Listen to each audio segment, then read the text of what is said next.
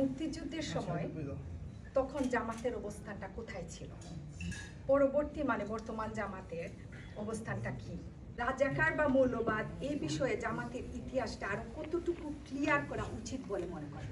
71-এ unfortunately পাকিস্তানের আমাদের উপর একটা যুদ্ধ চাপিয়ে দিয়েছে। এটা কিন্তু বাংলাদেশের জনগণ ইনভাইট করে আনে নাই। ভুট্টো সাহেব তার একগুঁয়েমির কারণে পাকিস্তানকে একটা অনিশ্চয়তার দিকে ঠেলে দিয়েছিলেন এবং সেখানে এহিয়া খান তার কাছে কার্যত অসহায় আত্মসমর্পণ করেছেন। মুজিবুর রহমান সাহেব পাকিস্তান শাসন করার ম্যান্ডেটটা পেয়েছিলেন 300 আসনের মধ্যে 161 আসন। পাকিস্তান মাত্র 2টি আসন ছাড়া সব তিনি উইন করেছিলেন, কিন্তু পশ্চিম পাকিস্তানে তার কোনো আসন ছিল না। ওইদিকে ভুট্টো সাহেব 72 আসনে সেখানে জয়লাভ করেছেন, কিন্তু পূর্ব পাকিস্তানে তার কোনো আসন ছিল না।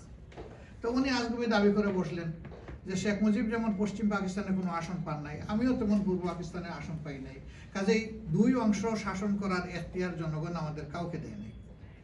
সুতরাং তিনি হবেন পূর্বের প্রধানমন্ত্রী, আমি হব পশ্চিমের প্রধানমন্ত্রী।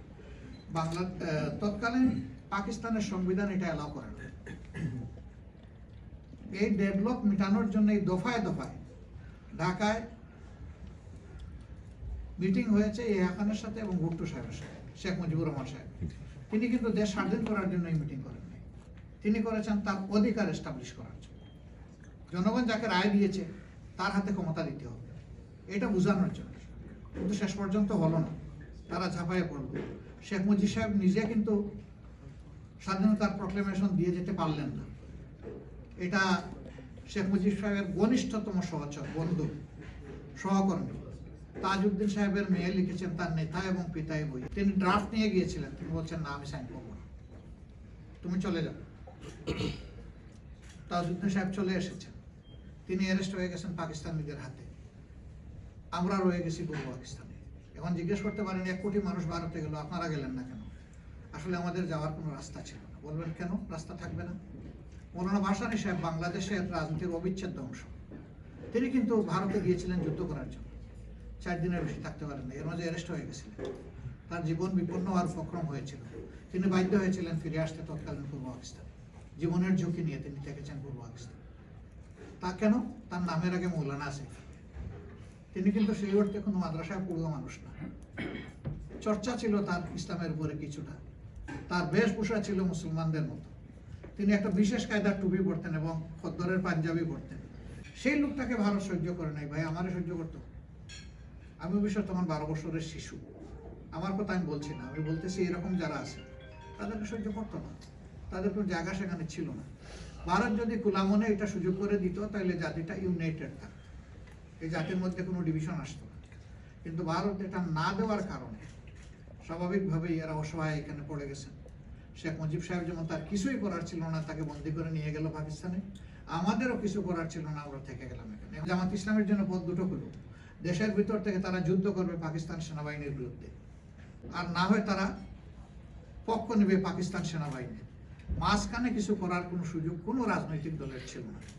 এই জন্য শুধু জামাত না, যারা এই দেশে যেতে পারেননি ইন্ডিয়ায়, তারা সকলেই কিন্তু এক পাকিস্তানের পক্ষে অবস্থান নিয়েছিলেন।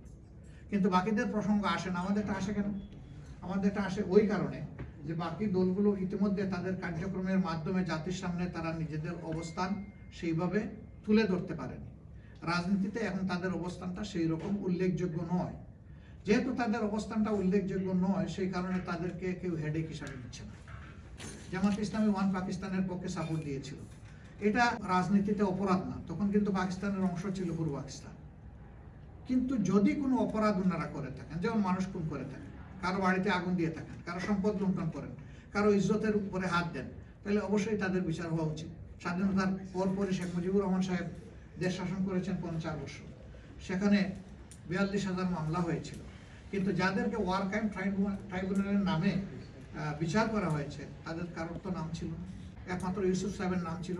সেই শেখ মুজিব সাহেব জীবিত থাকা অবস্থায় তিনি মামলা থেকে খালাস পেয়েছেন, বাকি কারো কোনো নামই ছিল না, কোথাও একটা জিডি এন্ট্রি পর্যন্ত ছিল না। তাহলে 42 বছর পরে এই মামলার গ্রাউন্ড কিভাবে তৈরি হলো? এত মামলা হলো, তাদের কারো কোনো নাম নাই, জিডি এন্ট্রি নাই, 42 বছর পরে এটা কেন? এটার মূল কারণ হলো 2001 থেকে 6 জামাত ইসলামী প্রথমবারের মতো বাংলাদেশে শাসন ক্ষমতার একটা ছোট্ট অংশীদার ছিল। 2 জন মিনিস্টার 3টা মন্ত্রণালয়ে সাফ করেছিলেন। তাদের এই সার্ভিস ছিল সন্তোষজনক এবং fair, free of any source of corruption. সেই মন্ত্রণালয় 3টা তন্ন করে তাদের দায়িত্ব পালনকালীন সময়ে কোনো ইরেগুলারিটিস কেউ আবিষ্কার করতে পারেনি। তাহলে রাজনৈতিক প্রতিপক্ষ যারা, তারা দেখেছেন এইভাবে যদি জামাত ইসলামী তার কার্যক্রম জাতির সামনে তুলে ধরতে পারে, তাহলে আগামী দিনটা হয়তো বা মানুষ জামাতের দিকে ঝুঁকে পড়বে। অতএব তাদেরকে বাড়ি দিতে হবে। কি দিয়ে বাড়ি দিবেন? তাদেরকে তো আনফেয়ার বলতে পারবেন না, তাদেরকে আপনি দুদকে টেনে নিয়ে যেতে পারছেন না, অন্যভাবে তাদেরকে ব্লেম দিতে পারছেন না।